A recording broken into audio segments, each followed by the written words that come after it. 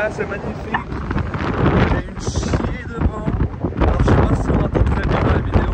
Il y a un magnifique lever de soleil juste là. Salut à tous, bienvenue dans une nouvelle vidéo. Ça y est, cette fois, je suis au Texas. Là, on est dans la petite ville qui s'appelle The Woodland, juste au nord de Houston. J'ai pas eu l'occasion de faire beaucoup de vidéos ces derniers temps, mais là, je peux enfin me poser. Il y a tout qui est prêt, je vais vous expliquer un petit peu tout ce qui s'est passé. Il y a eu plein de choses, au-delà de tous les problèmes de santé que j'ai pu avoir pendant ma préparation, tout ça. C'était quand même un petit peu le stress sur plusieurs points, autant d'un point de vue professionnel que d'un point de vue préparation. Là en plus, j'ai pu avoir quelques petits coups de frayeur quant à mon vélo quand même. J'ai pu le monter aujourd'hui, donc là on est le vendredi, on est la veille de course. J'ai été chercher mon dossard ce matin, j'ai été faire le bike check-in, j'ai encore été remplir mes sacs de transition, à savoir le sac bleu et le sac rouge. Sac rouge pour la course à pied, sac bleu pour le vélo. Pour tout ce qui est préparation et matériel en fait pour les épreuves qui vont arriver pendant cette course. J'ai malheureusement pas pu participer à un briefing Ironman. C'est pas trop grave, hein. Je connais plus ou moins la course quand même. Je sais qu'il y a 2 boucles pour le vélo et puis il y a 3 boucles pour la course à pied. Ensuite pour le parcours natation, je sais que les bouées, il faut les dépasser par la gauche, donc au moins tout ça je le sais. Je sais pas encore si on aura droit à la combinaison ou pas. Moi je croise les doigts que oui.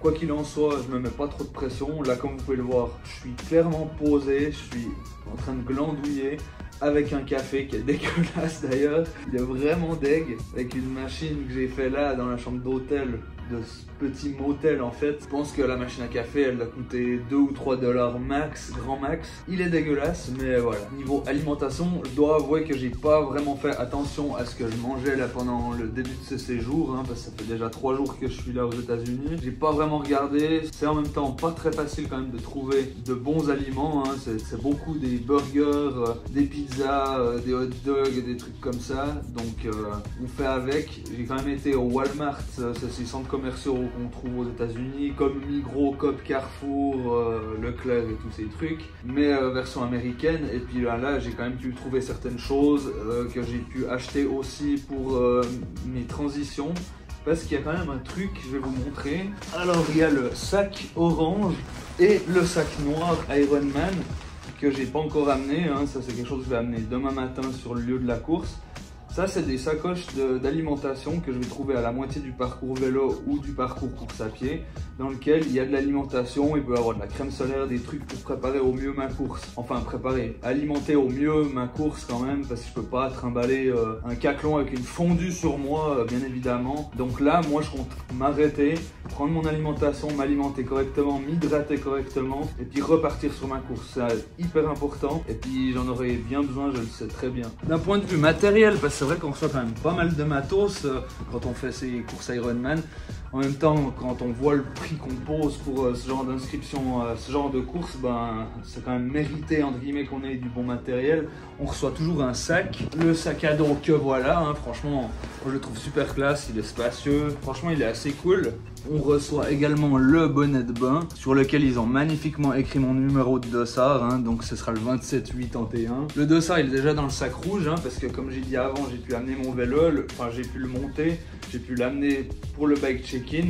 Il est déjà en position dans le parc à vélo justement, et puis à côté de droite et de gauche de la zone de transition, on retrouve au sol les sacs rouges et les sacs bleus dans lesquels on retrouve nos affaires que je vais pouvoir sortir pour entamer ma partie de course à pied ou ma partie de vélo. D'un point de vue logistique, c'est quand même vachement compliqué de faire ce genre de truc, parce que là en ouvrant ma valise de vélo, j'ai paniqué plus d'une fois. Normalement j'avais un petit sac en plastique avec toutes les vis justement et les clés imbus que j'avais besoin pour remonter mon vélo, et à un moment j'ai cru avoir oublié ça en Suisse.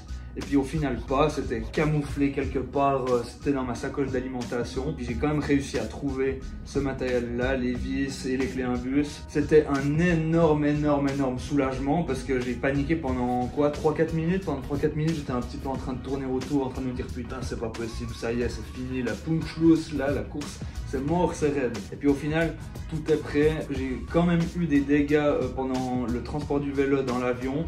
Il y a quand même mon porte-gourde aéro qui s'est pété en 2, donc je peux pas prendre de gourde au milieu. J'étais censé concourir avec 2 gourdes, et ce qui me fait chier c'est que le porte-gourde qui est là en bas justement, bah je vais pas pouvoir l'utiliser.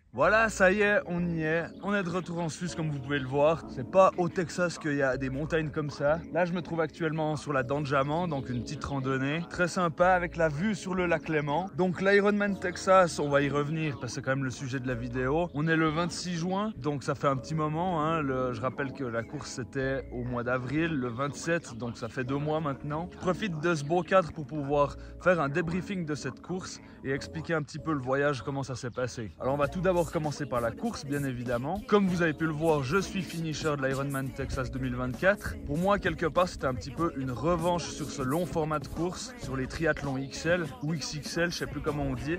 Mais en tout cas, c'était un petit peu comme une revanche pour moi parce que il y a 2 ans, j'ai déjà pu faire l'Ironman de Vichy, dans lequel la partie natation avait été totalement annulée. Et puis j'étais arrivé jusqu'au bout de cette course à Vichy, mais il manquait quelque chose pour moi, c'était pas totalement acquis. Là, c'était l'occasion pour moi de voyager dans un premier temps et deuxièmement d'accomplir un de mes objectifs principaux qui était le long format de triathlon sur Ironman.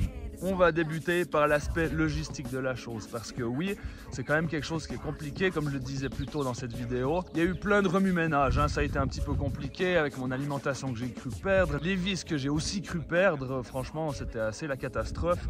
En plus le voyage, il a quand même pas mal endommagé mon vélo, alors pas des conditions très graves heureusement, mais ça n'a pas aidé à la bonne santé on va dire de mon vélo. Voilà pour la logistique, maintenant on va passer principalement sur la course, ça veut dire sur la première étape du triathlon, à savoir la natation. La natation, honnêtement, ça a été la meilleure partie de cet Ironman. J'ai surkiffé cette partie. Déjà, il faut savoir que le port de la combinaison est interdit au-delà de 25 degrés, si je ne me trompe pas. En tout cas, c'est les réglementations américaines. Et là, la température de l'eau était à 24,5 degrés. Donc, en somme, quelque part, on avait le choix de porter ou non la combinaison. Moi, j'ai décidé de la prendre, comme le 3/4 des athlètes sur place, en tout cas. Mon objectif pour cette natation, c'était de faire 1h15. Et au final, je l'ai rempli, je crois, en 1h13. Donc, c'était clairement acquis. Le désavantage, c'est que c'était des rolling start et qu'on commençait par bloc par rapport à notre objectif. Ça veut dire que vous aviez le bloc de 1h, le bloc de 1h05, le bloc de 1h10, 1h15, nanana, jusqu'à 1h45 si je me trompe pas. Étant donné qu'il y avait beaucoup de monde, j'ai débuté dans le bloc des 1h30. Ce qui m'a valu de dépasser tout le long. Je me suis pas fait dépasser une seule fois. Il y a eu certains moments où on se nageait l'un par-dessus l'autre, où c'était un petit peu compliqué, mais finalement ça s'est très bien passé et j'ai fait que de dépasser. Une fois le 3e kilomètre dépassé en natation, c'est très joli parce qu'on passe dans un canal dans lequel il y a le courant et où on peut voir des supporters de droite et de gauche pendant qu'on nage. Moi personnellement j'ai l'habitude de respirer tous les 3 temps, ça veut dire de droite et de gauche, donc j'avais la vue sur les supporters, c'était franchement super cool. Une fois sorti de l'eau, on passe sur la transition 1. Là il y a du staff Ironman qui nous aide à retirer notre combinaison, c'est assez spécial, ça se fait pas trop je crois en Europe. J'ai pris mon temps, je me suis alimenté, je me suis préparé correctement,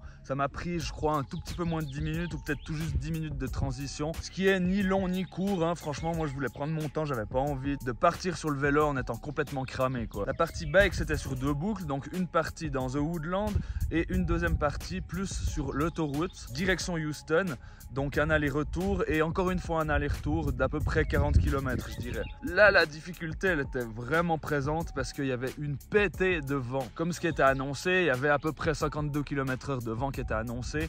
Au final je pense qu'il y avait peut-être un tout petit peu moins, mais assez casse-couille quand même pour quelqu'un qui est en vélo de chrono avec une lenticulaire. J'ai appris en plus par la suite qu'il y avait beaucoup d'athlètes qui avaient abandonné suite à la partie bike et qui ont finalement pas pu accomplir leur marathon. Sur le début de la boucle on avait le vent de face tout le long, mais ensuite quand on retourne en arrière c'était le gros kiff. Donc on arrive sur des moyennes de 20 km/h en avant et 40 à 45 km/h en arrière, là c'était vraiment le gros kiff. Par contre au moment où il faut commencer la deuxième boucle, là ça pique sévère hein, parce que faut te dire mentalement que tu repars de nouveau avec le vent de face et ça c'est ultra compliqué pour le mental. Au niveau du dénivelé c'est vite clair, hein, il n'y avait rien du tout, hein, c'était du plat presque tout le long. Je crois qu'au final il y avait entre 200 et 300 mètres de dénivelé, donc à ce niveau là easy, mais franchement avec le vent c'est complètement autre chose. À un moment donné sur la première boucle j'ai décidé de m'arrêter déjà dans un premier temps pour pisser parce qu'il faut bien au bout d'un moment dans ces longs efforts Ironman et aussi dans un second temps pour récupérer mon sac hors orange. Le sac orange, c'était mon sac d'alimentation, comme je le dis au début de la vidéo, où j'ai pu remettre un sandwich, mais aussi de la crème solaire, parce que malgré le vent, il faisait pas si chaud que ça, mais le soleil tapait et d'un point de vue indice UV, je pense que ça chiait un peu sa race quand même, hein. Au niveau de la deuxième boucle de vélo, donc ça se passait très bien, mais là je commençais à avoir un petit peu de la peine. J'ai vu quelques accidents qui se sont passés quelques mètres devant moi, et au final d'autres athlètes se sont arrêtés pour aider les personnes. Il y a eu des gros accidents, il y a eu l'ambulance. C'est là où je me suis dit, tiens, les athlètes commencent à être fatigués, faut que je fasse attention parce que moi c'est aussi le cas. Donc concentrons-nous sur la route et tout se passera bien. Étonnamment, il n'y a pas tellement eu de drafting, hein, les gens ont pas mal respecté ça.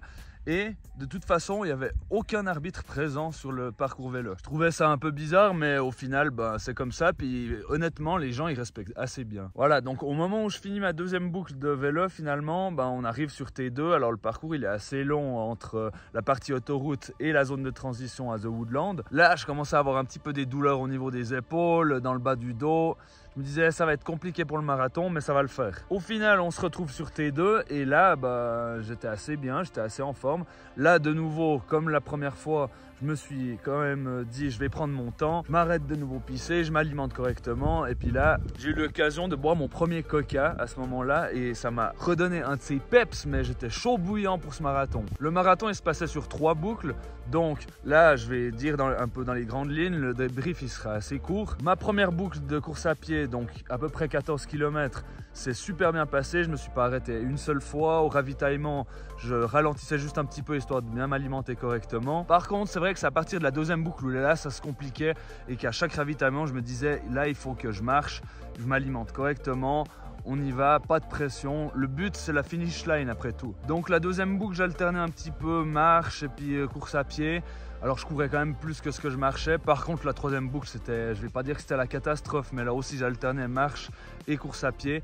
Mais là, ça devenait vraiment compliqué. Il n'y a pas grand chose à dire sur ce marathon. Franchement, le cadre, il est incroyable. J'ai jamais vu une ambiance pareille sur une course Ironman. On a la fameuse allée des hippies où là, il y a de la musique, il y a une pétée de monde, il y a une ambiance de folie. Tout se passe plus ou moins autour du lac de Woodland. C'est très joli à voir. On passe à des moments dans des quartiers typiques américains. À ce moment-là, il faisait hyper chaud. Alors là, c'était compliqué de gérer aussi. Et au final, j'ai fini mon marathon aux alentours de 19h. Je crois que c'était à peu près 19h. Donc au final, 13h07 minutes d'effort. Par rapport à la course, il n'y a pas grand-chose à dire de plus. Je suis super content de moi, super fier. Et puis la médaille, elle vaut la peine, hein. Le t-shirt finisher est très joli aussi. Est-ce que je recommanderais cet Ironman aux gens qui ne l'ont pas fait encore? Ma réponse, oui. La course en elle-même est incroyable, mais on va y venir. Le Texas, c'est quand même un état qui est super cool. On va entrer un petit peu plus sur les détails. Là, maintenant, moi, je vais reprendre mon sac et on repart en rando pour redescendre vers la voiture.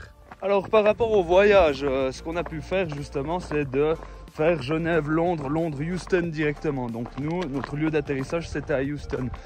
Dans un premier temps, on a pu louer une voiture parce que clairement aux États-Unis, vous avez intérêt à louer une voiture, hein, parce que tout est grand, même les trajets, c'est toujours gigantesque. Et nous, l'idée, c'était de faire un road trip. Donc de faire plusieurs grandes villes du Texas, en commençant par Galveston, dans le sud du Texas, juste à côté d'une ville qui s'appelle Texas City. Là, on a pu passer 2 jours tranquilles au bord de la plage, même s'il y avait énormément de vent. D'ailleurs, c'est les plans que vous voyez au tout début de cette vidéo. Là, c'est un cadre assez sympa, hein, en dehors de tous les clichés qu'on pourrait avoir de la grosse cambrousse, de la campagne texane avec des ranchs partout. Là, c'est vraiment, je dirais pas jusqu'à dire Miami Beach, mais voilà, c'est la playa, quoi. À Galveston, on a eu l'occasion de visiter un sous-marin et un navire de l'armée américaine. On a aussi pu aller visiter un zoo aquatique, c'était assez cool. Et puis ensuite, le but c'était de retourner direction Houston, ou plus précisément direction de Woodland, pour aller prendre mon dossard, faire le bike check-in, monter mon vélo aussi. Pour tout ça, pour ces trajets, je ne l'ai pas précisé, on a loué un Ford Expedition. Donc l'essence là-bas coûte pas très cher et puis franchement ça vaut la peine d'avoir une voiture de location comme je le disais tout à l'heure. Ensuite on est resté juste un petit jour à The Woodland et c'était le départ de la course le lendemain. Suite à la course, alors autant vous dire que là fallait vraiment que je me repose, hein. J'ai dormi comme un bébé suite à cette course. Le lendemain donc de l'Ironman, on a pu aller visiter le Space Center de Houston, hein. Autrement dit la NASA. Franchement c'était une visite incroyable. On a eu l'occasion de se renseigner sur pas mal de choses. Moi je suis assez fan de tout ce qui est astronomie, astrophysique et tout ça, donc j'étais aux Anges sur place. On a eu l'occasion également de voir une fusée, donc si je ne me trompe pas, la Saturn V qui fait partie du programme Apollo, donc la mission Apollo qui était dans l'objectif d'atteindre la Lune, ce qui s'est passé en 69 finalement. À part si vous croyez aux théories du complot. Mais ouais, cette fusée, franchement, c'était impressionnant à voir. J'ai jamais vu un truc autant gigantesque de ma vie, une machine autant grosse de toute ma vie. Ça vaut clairement le détour. Si vous êtes dans le coin, n'hésitez pas à y aller, et puis en plus c'est pas si cher encore, ça va. Donc cette partie du séjour se passe principalement à Houston, ce début de séjour disons, mais ensuite dans un second temps on est parti direction San Antonio. Petit mot quand même sur Houston. Alors c'est une grande ville remplie de gratte-ciel et tout ça, mais c'est un peu mort, il n'y a pas grand monde dans les rues, il n'y a pas mille et une choses à faire non plus. Malheureusement, moi qui est un grand fan de sport américain, on n'a pas pu voir de match de foot américain ou de hockey sur glace ou de basket ou de baseball, malheureusement. On y reviendra plus tard, mais malheureusement on n'a pas pu aller voir ce genre de choses parce que tout simplement on était totalement hors saison. À part pour le baseball, mais on y reviendra plus tard. Je disais, on est parti direction San Antonio. Alors j'étais très étonné de cette ville. C'est pas forcément une ville qui m'attirait plus que ça, mais c'est une très jolie ville qui conserve quand même leurs bâtiments historiques. C'est pas une de ces grandes villes américaines où c'est rempli de gratte-ciel, tout ça. Non, les bâtiments ils sont assez anciens. Ils ont su préserver quand même un certain patrimoine historique, on va dire, de la ville. Et puis ça, franchement, c'est cool. On a pu aller visiter une caserne de pompiers, c'était très intéressant, mais aussi aller faire du tir. Alors ça, c'est le cliché, un petit peu le cliché américain du gros Texan redneck. En tant que militaire suisse, je me suis dit c'est quand même une activité incontournable quand on va là-bas aux États-Unis. J'ai pu tirer à la R15 et aussi au Magnum, je sais plus comment, je sais pas le nom exact de ce pistolet. C'est ces gros pistolets là de cow-boy quoi, en gros, le gros cliché quoi. San Antonio, c'est quand même une ville qui pourrait être plus ou moins comparée à Venise, où il y a un fleuve dans lequel on peut pas se baigner, mais on peut faire des balades en bateau et tout ça, avec des ruelles au bord du fleuve, avec plein de restaurants, des bars, des magasins et tout. C'est vraiment super cool comme ville. J'étais vraiment très étonné, moi qui n'étais pas attiré par cette ville du tout. Là-bas, leur fierté, c'est les Spurs de San Antonio, donc l'équipe de basket. Malheureusement, comme j'ai dit avant, on n'a pas pu aller voir de match. Ensuite, le but du voyage, c'était d'aller direction Austin. Austin qui est la capitale du Texas. En arrivant là-bas, on a été visiter le Capitole, qui est un bâtiment politique assez grand et franchement stylé, ça vaut le détour aussi. Malheureusement, on a été freiné, on n'a pas pu faire une des activités qu'on voulait faire. On devait faire du kayak en allant visiter le pont des chauves-souris. Donc c'est un pont qui est assez connu là-bas à Austin. Il y a des millions de chauves-souris qui sortent du pont à la tombée de la nuit. Et puis le but c'était de faire une activité en reliant le kayak et aussi cette vue de chauve-souris imprenable sur le fleuve qui longe Austin.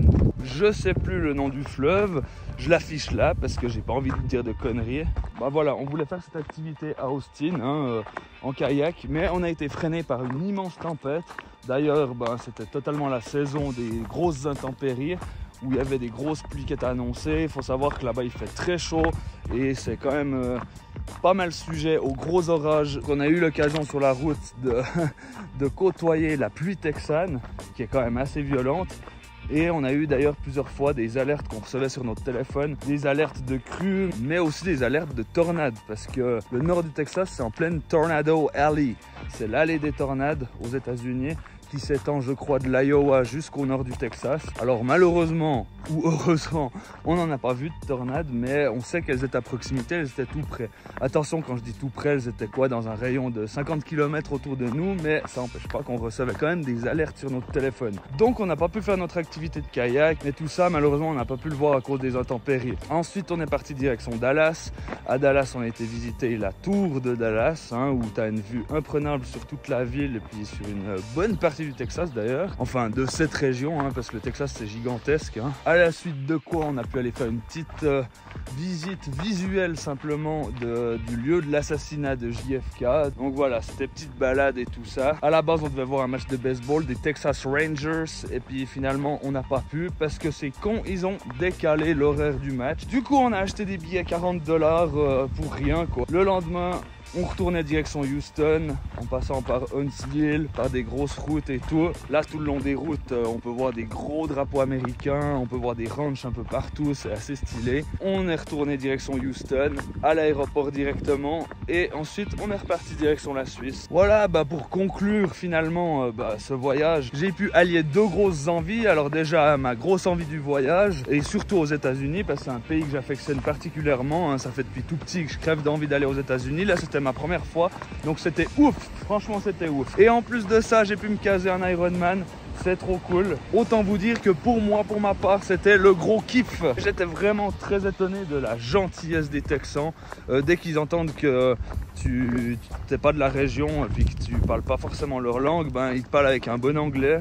Ils ne sortent pas leur gros accent texan. Alors certaines personnes, c'était assez compliqué de les comprendre, mais franchement ils étaient adorables, super cool. Donc je recommande le lieu vivement. Et d'ailleurs ce sera pas ma dernière fois aux États-Unis, je compte bien y retourner. Au Texas je sais pas, hein, c'était pas le premier lieu que je voulais aller. L'Ironman était là-bas, c'était une expérience incroyable et je la recommande chaudement. Il n'y a pas grand chose à dire de plus, hein, si ce n'est abonnez-vous à ma chaîne. Vous pouvez me suivre également sur Instagram et sur Strava, je suis très actif sur Instagram. Merci à tous les gens qui me soutiennent, franchement ça fait très chaud au cœur. Et je lance un énorme big up à tous les gens qui se lancent des objectifs sportifs comme ça, que ce soit Ironman, Spartan, marathon ou d'autres choses. Et vous avez tout mon respect. Prenez soin de vous, restez sport, c'était Iron Suisse. Ciao ciao.